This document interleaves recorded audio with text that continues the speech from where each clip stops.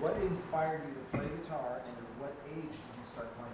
I started playing when I was 11 years old, and our music teacher, back then kids had music teachers, should bring that back, folks.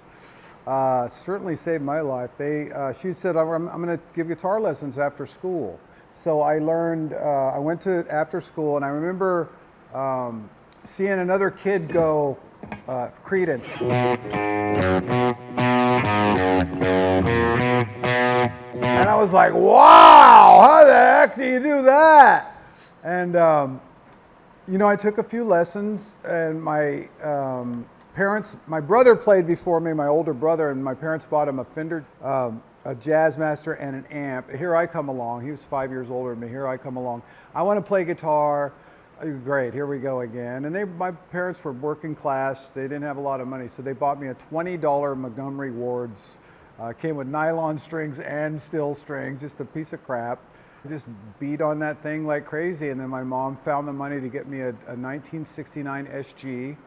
But I got a guitar, I took lessons from her, and I remember learning this. And we were talking about our amp, the Fender Silver. I had that Fender amp where you put it away in the thing and then lock it so it wouldn't. But I learned D and A and E. I'd come home from school in the 6th grade and I would go.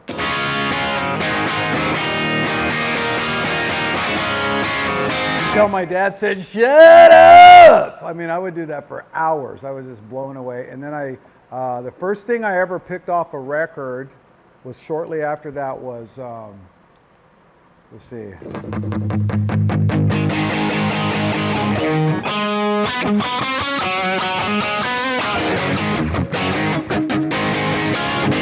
And I was like, oh, you can sit and learn off of records and hear it, and then I had some guitar students, teachers. I had a teacher tell my mom I should be right-handed when I'd been playing about 9 months, and I panicked. I ran out. I just did not want to be. I instinctively knew that it would not be good for me. Maybe I wouldn't even play if I was right-handed now, because I think a lot of the goods are in the, later on I went to GIT, and I cheated to get into GIT because you had to learn how to read music. I just asked my friend who knew how to read music, what is this? And he showed me, and I played it.